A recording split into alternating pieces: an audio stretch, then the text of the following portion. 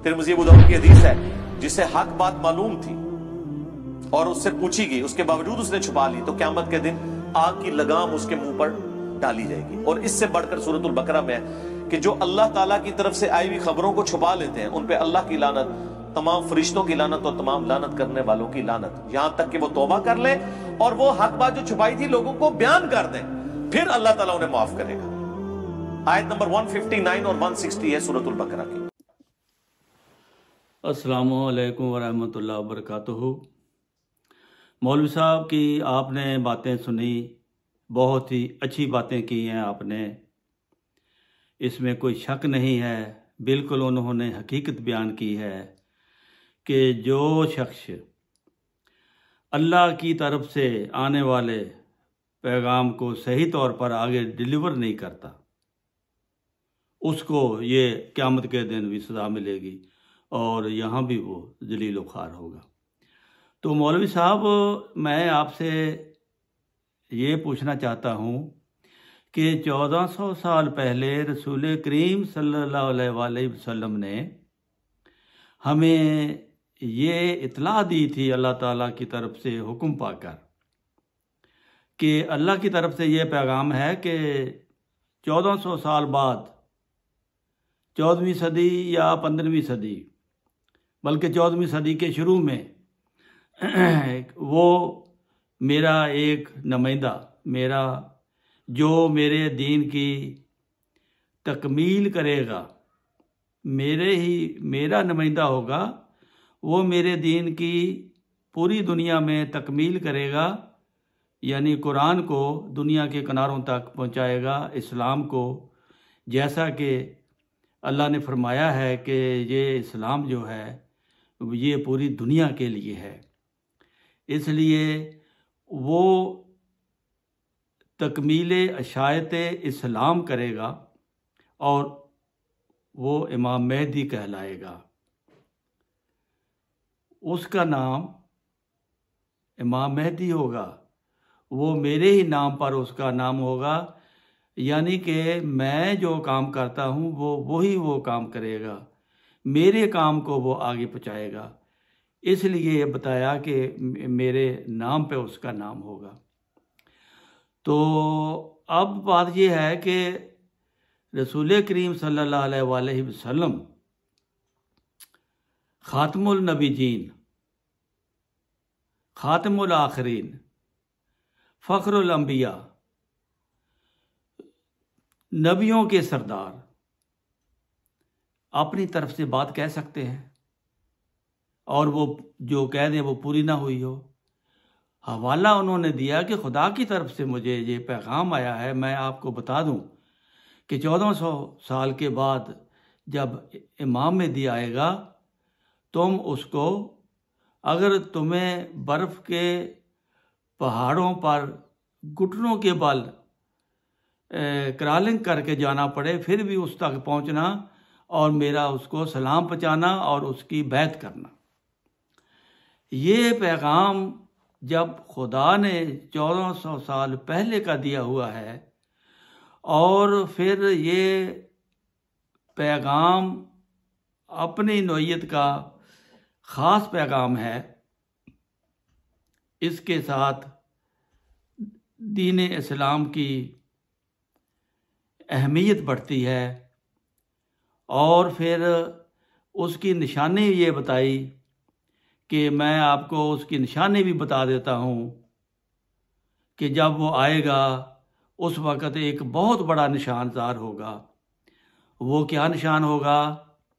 वो किसी के बस की बात नहीं होगी। वो चाँद और सूरज को ग्रहण होगा।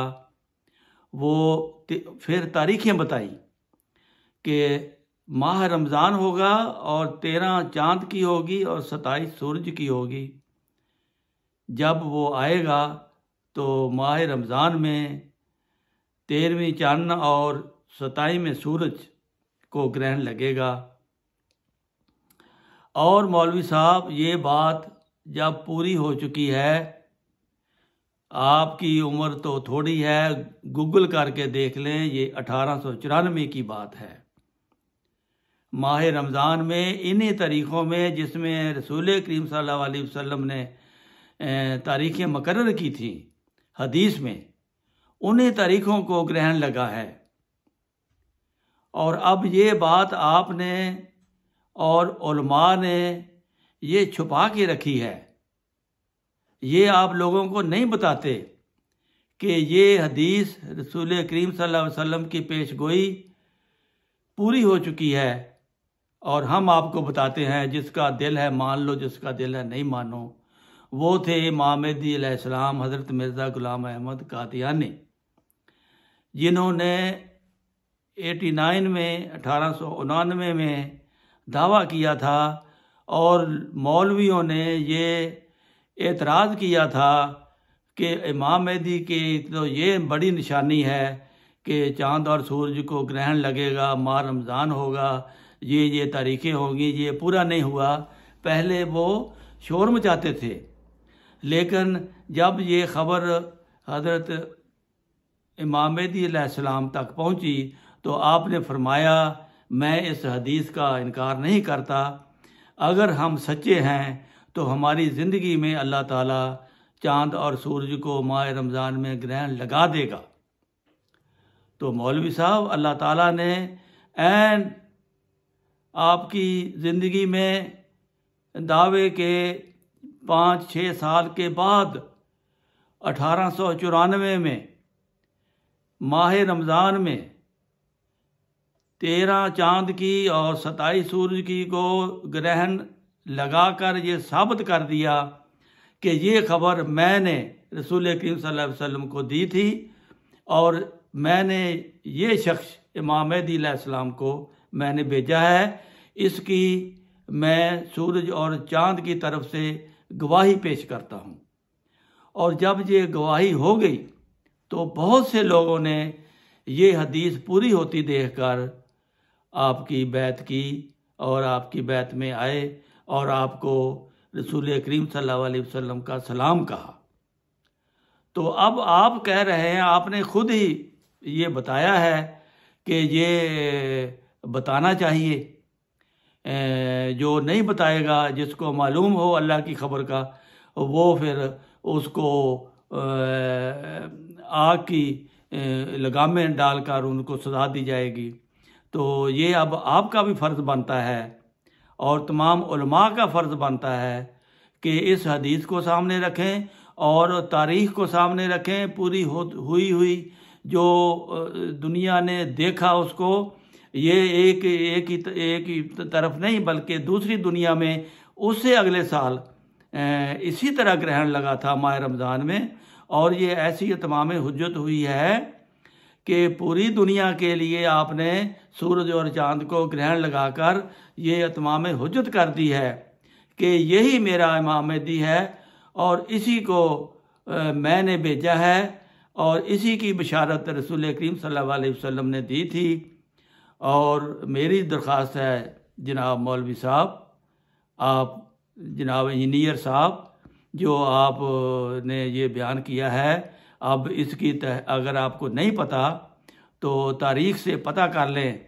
1894 और 1895 या 96 में दूसरी दुनिया में भी ग्रहण लगा है माह रमज़ान में, और वो भी आपकी ज़िंदगी में लगा है। तो आप लोगों को बताएं और आप जन्नतुल फरदौस के वारिस बने। इससे इसको छुपा कर तो आप भी सज़ा के मुस्तहिक़ होंगे अगर आपने आगे इसको ना पहुंचाया।